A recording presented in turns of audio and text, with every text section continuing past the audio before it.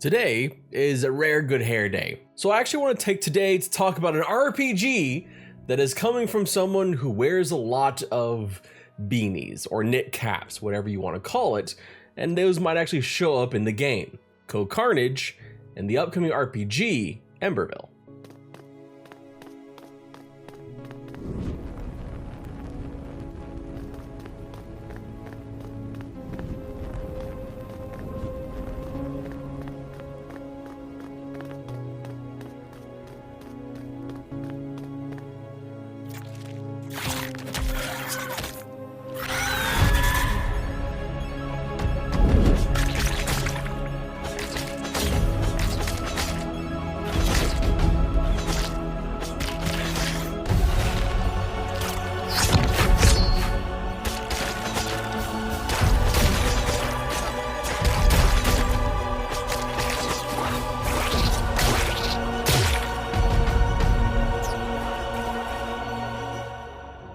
So Carnage isn't just a content creator that is attached to this game, he's actually a developer with the game, and so in a lot of ways he is our window into the game, and we actually just got a pretty big window with that, with an hour-long gameplay session of what Emberville is looking like right now in its pre-alpha state, and we got a lot of information in that I kind of want to talk about.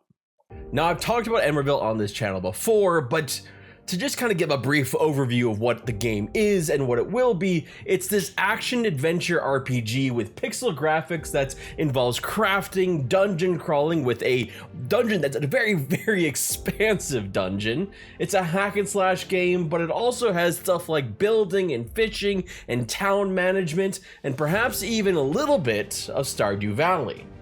As they put it on their Steam page, you will meet and rescue plenty of quaint characters along your way and help them rebuild their homes. You'll get to know the denizens of Emberville, hear their stories, and while they're not looking, read their diaries, which that's fucked up.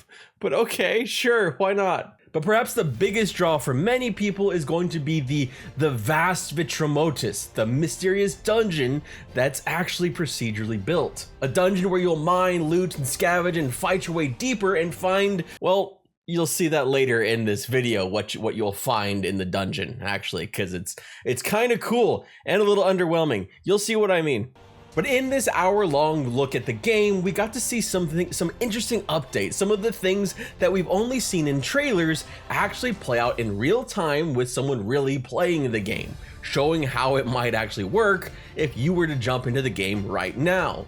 Some of the things made me excited, while other things left me with lingering questions. And we'll get to those questions at the end, but first let's talk about the things we learned, like perhaps a release date, or at least an early access year-ish date. Emberville will potentially be going into early access in 2025. There's a lot of work still to be done for this, but it's making its way there. We also learned that Emberville is going to be a very, very loot-heavy game with itemization that is randomized, that puts into mind the kind of dopamine factory games on items like Diablo and Path of Exile, adding a sort of action RPG element to the game. Hell, even the health pools are potions, so the ARPG influence is pretty damn clear, if it wasn't obvious yet. The hour of gameplay we saw from was all of this. It was all of the dungeon delving ARPG style.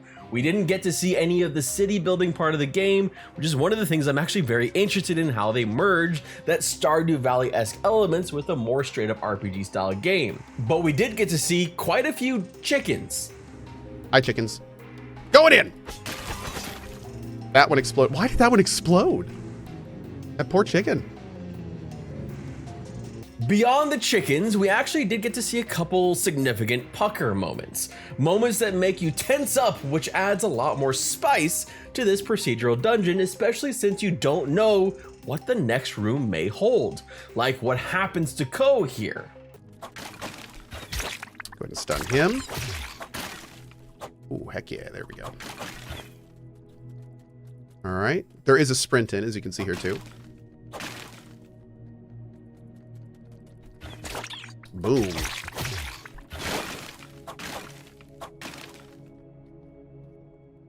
Okay.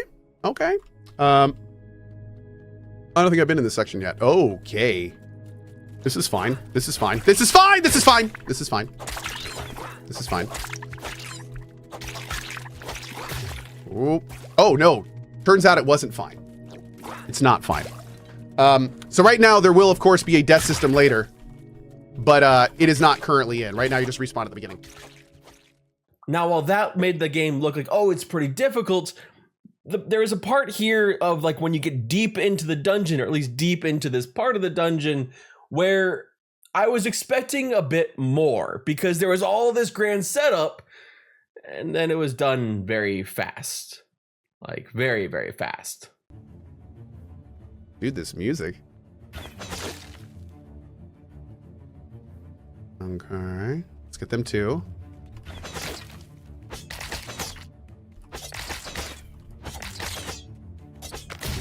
Boom.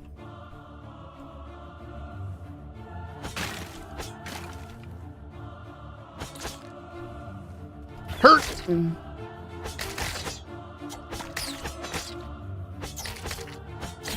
Cool.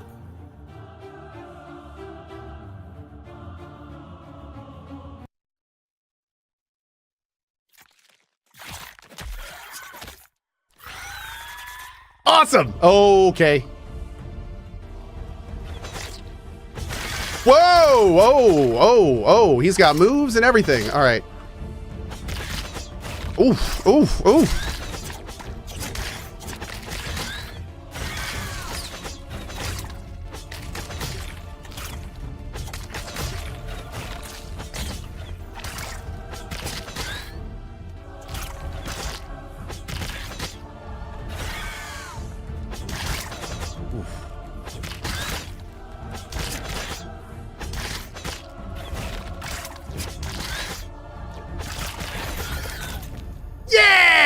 And there they, ooh, and there they go. Awesome. Ko dispatched this awesome looking boss fairly easily, but hopefully that's just because he was a little overpowered, or the boss just needs a bit more tuning, because these boss fights I think could actually really set this game apart from some of its inspirations, which it's trying to do, focusing very heavily on combat, which honestly does look pretty good at this stage. Right down to pixel perfect weapon hitboxes based on your weapon, as demonstrated in the footage here of Ko using fists and then using a sword. It's actually pretty fantastic that, like, so that little white sheen that you're seeing, that white sheen that you see when he swipes the sword or when he uses the fist, and how it changes based off of the fist versus the sword, that is the actual hitbox of what you'll be using in game. So if that white sheen is over your enemy, you are hitting the enemy, which is pretty cool. Great feedback, like satisfying combat feedback. So like I said, this is a full hour of gameplay that we got to see, but one of the main things that kept coming through with this was it was a demonstration of all the little dopamine hits, all the little, yay, I got something cool hits that you really do get in a game like a Diablo or a Path of Exile. Those kind of things that really make you wanting to keep seeing what else you can find. But it's not like that was all. It wasn't completely devoid of, say, story.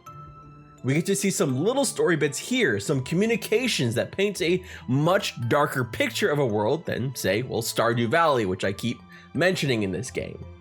And it's not just because Haley was a jerk to me, even though I tried to give her grass as a present and then found out later that she was allergic to grass. But I was particularly tickled by this part right here. Madman's Diary. I'm not crazy. I see it. I see it in every corner, lurking, watching. Its presence deprives me of sleep. I can see it in my nightmares too, feel its teeth sinking into my decaying flesh. Sometimes from the corner of my eye, I can see the walls shifting. Yet I wanted to add a little bit of drama to it. So please note that this game, as it stands, is not currently voice acted. Though, a couple times, Ko Carnage did mention that they may be something they plan for the future, to voice act a fair amount of lore in the game. But this next part is just me having a bit of fun. I'm not crazy.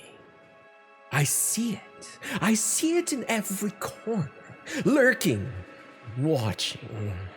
Its presence deprives me of sleep. I can see it in my nightmares too. Feel its teeth sinking into my decaying flesh. Sometimes from the corner of my eye, I can see the walls shifting. The rest also sense it, but believe it's just the chimera affecting the environment. I know the truth. They're just too stubborn to accept it. Its eyes dance from room to room, like a predator watching its next meal. During the last encounter with the scavengers, I could feel its presence. Stronger than ever, it feasts on death. On the chimera it releases. I yearn for the embrace of death. Yet, in a way, I fear it. Because I know the thing is going to be waiting for me, ready to devour my essence. And the more I fear, the hungrier it gets. Every time a body seems to vanish from the prison, I know the truth. And you will too. Now that said, as much as I enjoyed that and I enjoyed doing the reading, I thought the writing was good. One of the things that I noticed throughout this playthrough was that the lore was being fed to you as a player with these gigantic walls of text. And even I get a little bit nervous when I see that much text all at once. Some of these I think could very easily be split into several parts, and I think the team creating the game will need to be careful to feed lore and world building in ways that engage and even the most reading averse people. A part of the way to do this is by splitting up the walls of text, and perhaps also hacking at them with the editorial dictum of less is more. Even if they do go with that voice acting route, even substantial voice acting, breaking up the lore into more bite-sized pieces may be more helpful, and cutting out some of the things that you don't need to say, some of the extra superfluous writing that you really don't need because it just makes so that you're going on, and I'm going to shut the fuck up because I'm going on and on and on. I'm going to take my own advice. We also found out that this game will be on Steam Deck, which is fantastic because it definitely adds the appeal for this game. Games like Stardew Valley and Hades work amazingly on Steam Deck, and this feels like it has a bit of both of those in it. We also learned that beyond combat and beyond city building, crafting will be a big part of the game, and so will inventory management. And as someone who can't inventory manage my way out of a paper bag, is that a saying? That's a weird thing to say. I don't know. I suck at inventory management. So someone like me, that's a little daunting and scary, but they did mention that they were going to be adding things like sort. So it's just more of, what do you put down? Shit, that's gonna be hard too. In combat, you'll be able to use different skills, and some of those will come from an entire class system that will not only impact your active skills, but some skills will be inheritable between classes, and some of that has to do with who you save in the dungeon and how you rebuild your city, although we didn't get much more detail beyond that, but it's at least a tantalizing little tidbit that makes me interested. But the lingering questions I have, well, one of them is pretty obvious because it was mentioned at the outset, but then we didn't see anything because that was not the focus of this little playthrough. How will city building work? What is it actually going to be like? How engaged will you be? Will you have like the same kind of control of, like, say, your farm in Stardew Valley, or will it be more like you're just giving resources or finding people and the city just kind of grows up on its own? But the bigger one for me, and I think it's becoming a bigger question in general for me with this game, because I feel like it was mentioned more early on and less so now, and maybe that might have just been my wishful thinking, but the Stardew Valley part of it, not the city building part, the character part. Can this game manage to make an RPG life sim experience as compelling, or at least somewhat as compelling as Stardew Valley was, with characters that linger in your mind? Different pathways to take with each character that changes the story and the way it plays out. If this game can nail the social RPG aspects of Stardew Valley with the combat focus and the darker tone, this may very quickly become one of my favorite RPGs. But hitting that quality of Stardew Valley is very difficult. And I do want to be clear when I say like when I'm talking about characters and character relationships in Stardew Valley, I'm not necessarily just talking about romance. I'm talking specifically about characters that had depth and personality, and you wanted to learn their stories. You wanted to learn their motivations, and some of them you just hated, and you continue to hate, and you grew these antagonistic relationships with. There was push and pull, and there was passion in the writing. And that is what I have lingering questions about. Will they take it that far? Do they even want to take it that far? Or is that just too much to ask?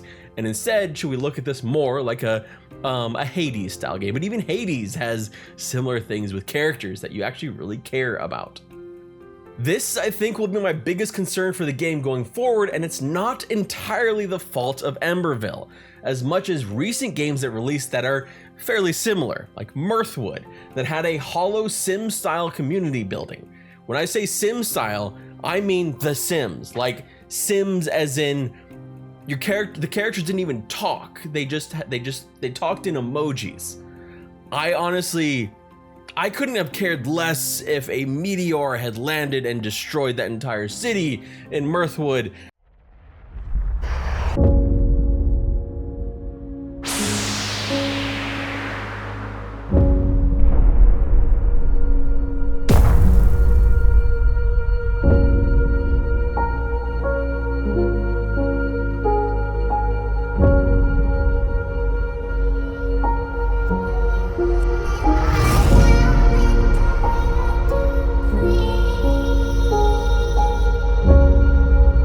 I'm a bit heartless in that way, but that's how I felt about the character writing in that game.